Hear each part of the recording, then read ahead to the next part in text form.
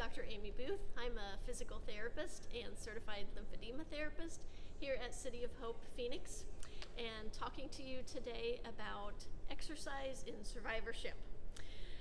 Exercise is probably one of the biggest prescriptions that most people never fill, but it has so many benefits.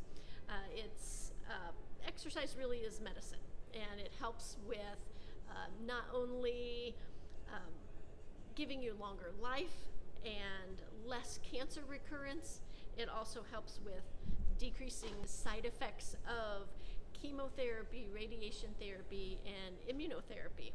It helps with decreasing your fat mass and improving your muscle mass, which leads to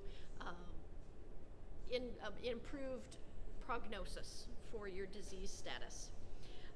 It also decreases your risk for some kinds of cancers, along with decreasing risk for cardiovascular diseases such as heart attacks, strokes, diabetes. It helps with weight control and boosting your mood, and probably most importantly for a lot of you is decreasing your fatigue.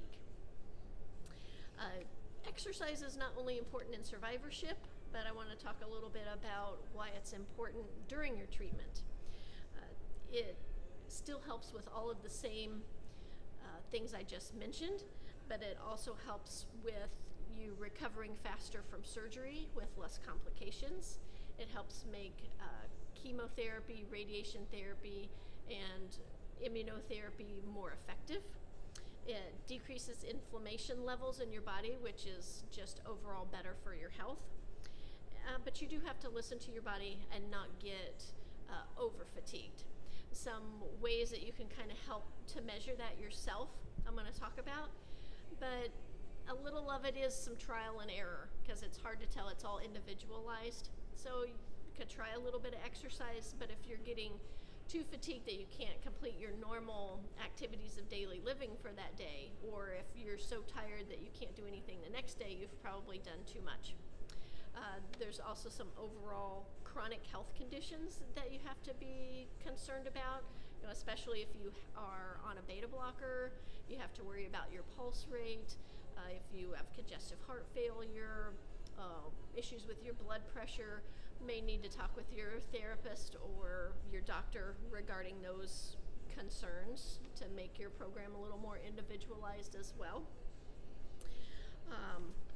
Also, the biggest thing with bone metastasis and fractures that you have to be careful of is you really don't want to put a lot of extra stress on that site, especially like if you have fractures in your spine, if you want to avoid twisting, a lot of motions that are held out in front of you, weights out in front of you, that's going to put more stress on your spine. And if you're exercising, you shouldn't have any increase in bone pain at all. And again, those are probably more conditions that really need to individualize for you. But another way that you can help determine your level of exertion or your level of activity, and it's recommended by the American Cancer Society, is the Borg rate of perceived exertion. It's a scale that goes from 6 to 20. We all love those pain scales, 0 to 10, or those fatigue scales, 0 to 10. This is a weird one, from 6 to 20.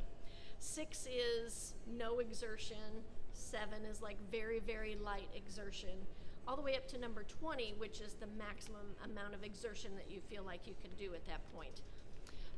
They want you to stay around exercise at around a number 13, which is somewhat hard. Another way you can think about it is moderate exertion. You should be able to talk during that exercise, but not sing. So if that helps you at all, stay around a number 13 to help with your exertion, help you guide where you should be. Start slow, progress gradually.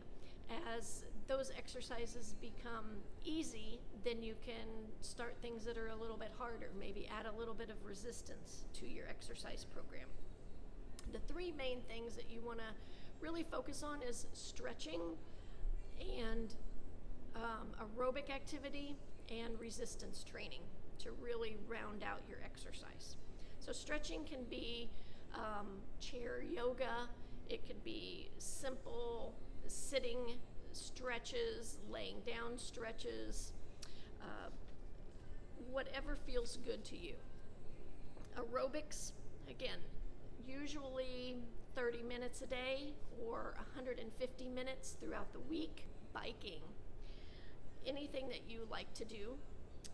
And again, moderate intensity, number 13 on that scale.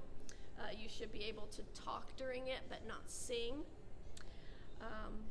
And basically 3 to 5 times a week. And you can, do 30 minutes a day over a 5-day period. You can do 60 minutes a day and just do, a couple of times a week. Basic exercises that encompass, 6 to 8 exercises for major muscle groups of your body. And we'll go over those here in a minute as well. But you want enough resistance that, say for instance, if you start with a 5-pound weight and you're doing some curls, if you can get to 10 repetitions and that's really easy, you may need to increase your resistance. You want to get the resistance so that it's enough when you get to repetition number 10 and you feel like that's as much as you can do. Specifically, guidelines for cancer-related fatigue are just slightly different.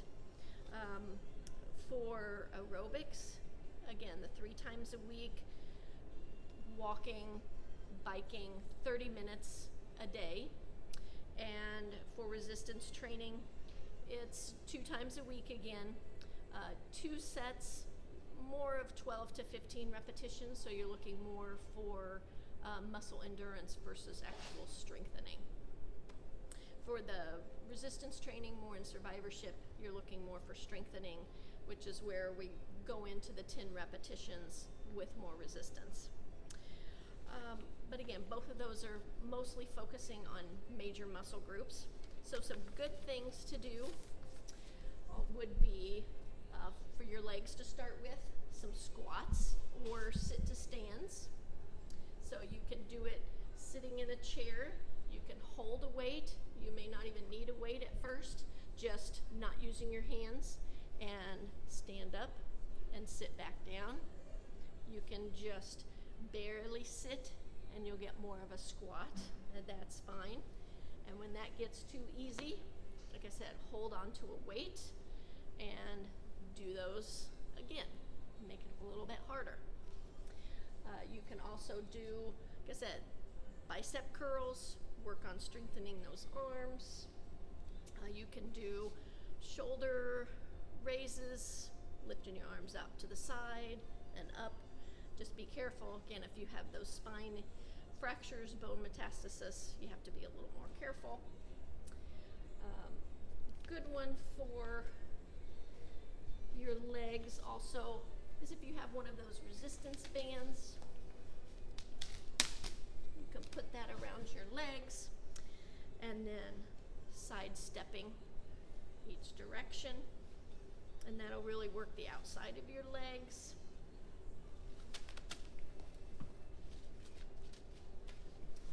You can do some countertop push-ups, some wall push-ups to get your arms and your back.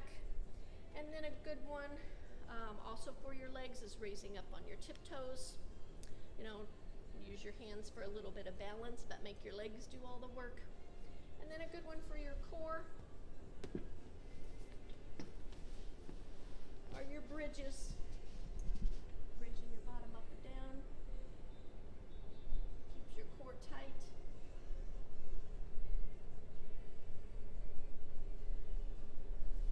Okay. You can also do, if you have stairs in your house or a step at least to get into the house, you can work on stepping up and down. That's a great aerobic. It's great weight bearing, strengthening exercise for your legs as well. Walking indoors. You don't have to walk outside in the heat or drive somewhere to find a large place indoors. You can walk laps in your house, you can march in place and get that walking and aerobic activity in. If you don't have weights, you can fill varied size bottles with water and use that as weight. Some people use those heavy laundry detergent bottles. That'll really give you a lot of weight to lift, or maybe some cat food, dog food bags. They can be kind of heavy. The biggest thing is to get moving. It doesn't have to be fancy. You don't have to have a lot of equipment. Just moving, exercising, walking is that medicine, that prescription that you need to take to help yourself.